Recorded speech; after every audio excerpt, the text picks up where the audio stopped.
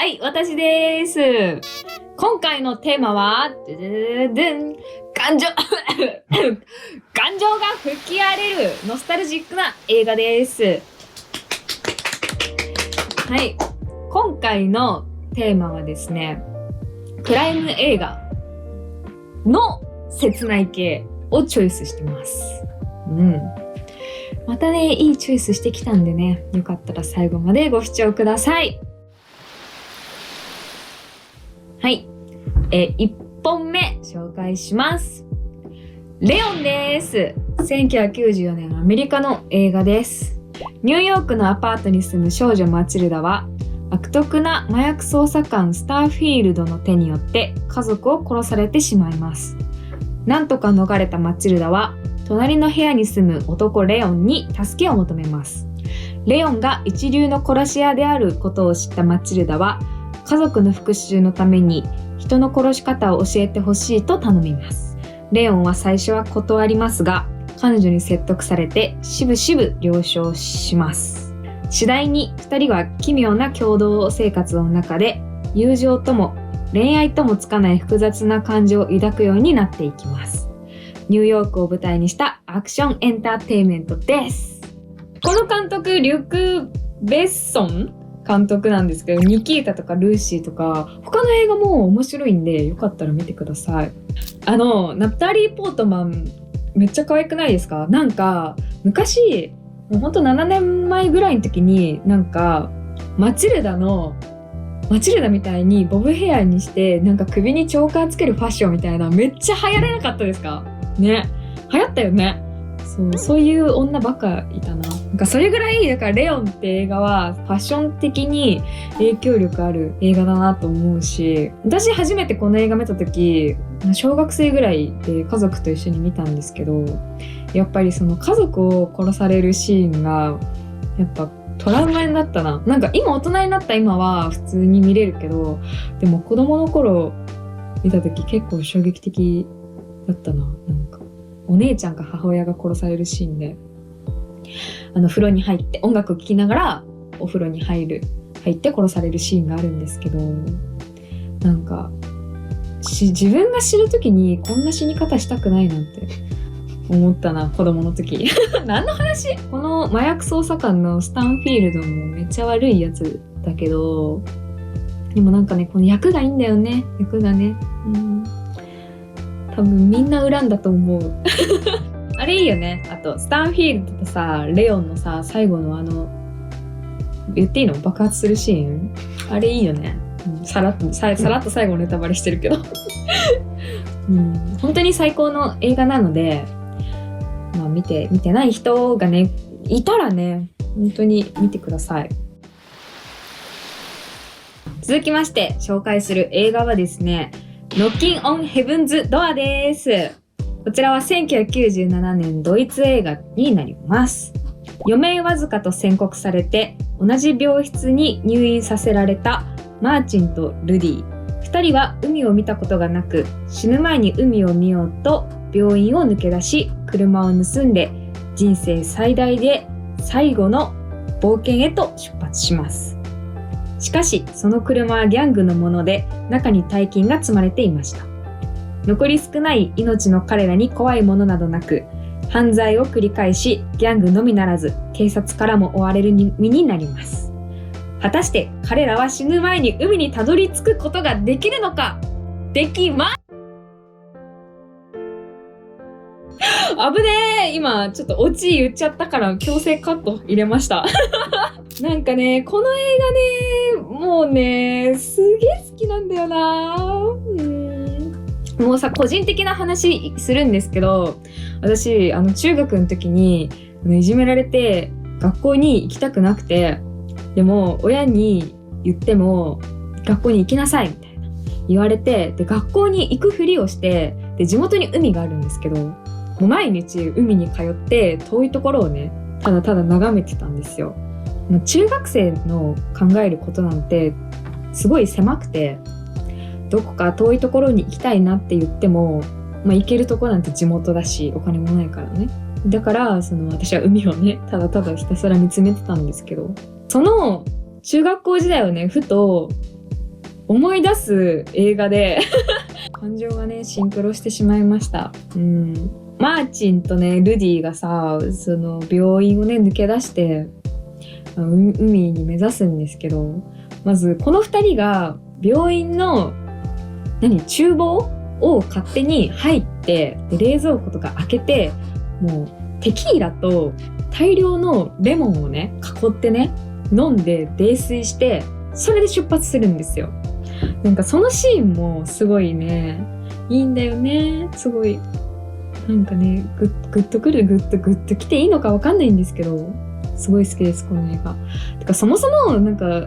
勝手な印象なんですけど、ドイツ映画って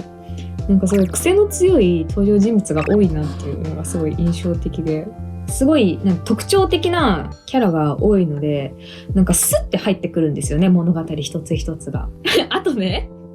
あとこの車盗まれたギャングがねすごいねなんかね報われないなって思いますこの映画見るたびに。ふとした時に何度も見返したくなる映画だなと私は思います。続きまして、俺たちに明日はないです。こちら1967年のアメリカ映画です。1930年代の世界恐慌時代に実在した銀行強盗のボニーとクライドの出会いと闘争を描いた映画です。物語はクライドが刑務所を出所したところから始まります。平凡な生活に退屈していたウェイトレスのボニーはクラウドに興味を持ち、一緒に車を盗み、町から町へと銀行強盗を繰り返すようになります。やがてガソリンスタンドの店員のモスが車の整備係として仲間入りし、さらにクラウドの兄バックと彼の妻ブランチも一行に加わり、ボニーとクライドの強盗団はギャングとして新聞で大々的に報道されるようになり、世間から注目されるようになります。波乱に富んだ彼らの生涯がそれまでのハリウッド映画には見られなかった激しいバイオレンスの描写の数々によって注目されました。今回もちょっとねあらすじ読むの怪しかったですけどはい、この映画ね結構古いんですよね。1967年の映画なんですけど、これいいんすよね。なんかもうザ・クライム映画って感じで、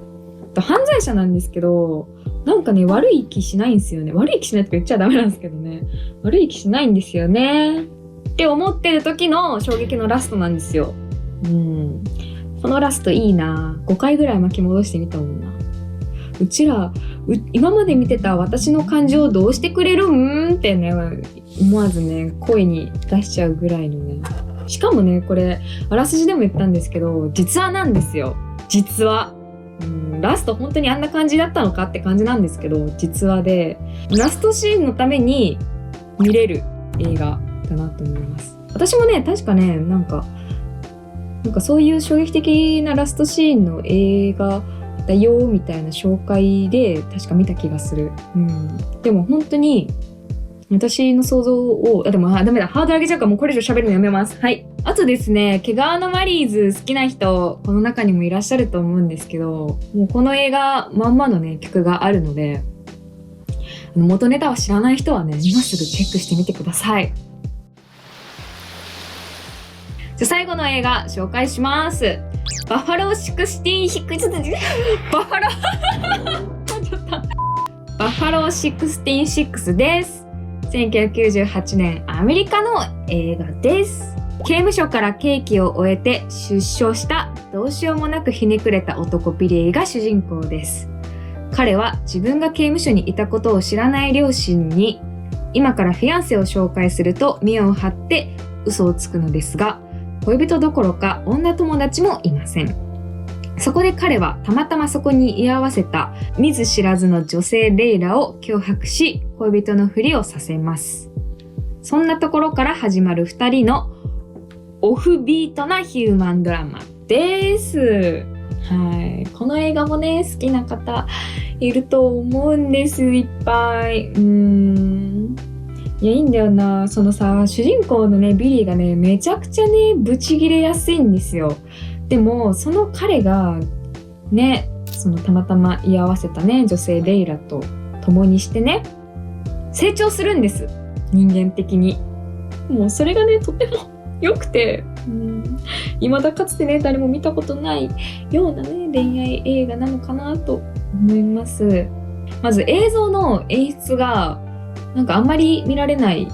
感じなのかな。なんか当時見た時、私でも見たのね5年前とかなんですけど、結構衝撃的で、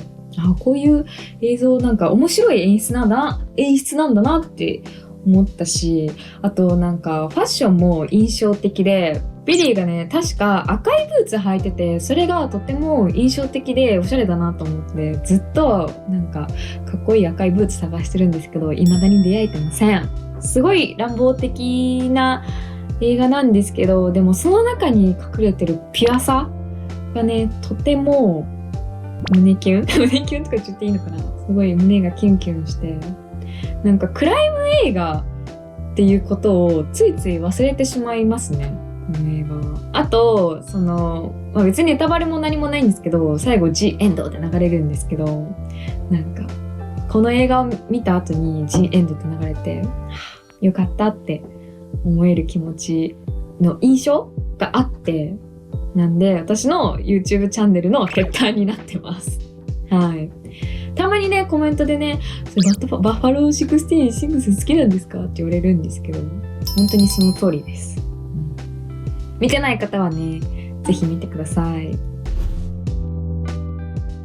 はい、いかがだったでしょうか。今回はですね、感情が吹き荒れるノスタルジックな映画紹介をしたんですが、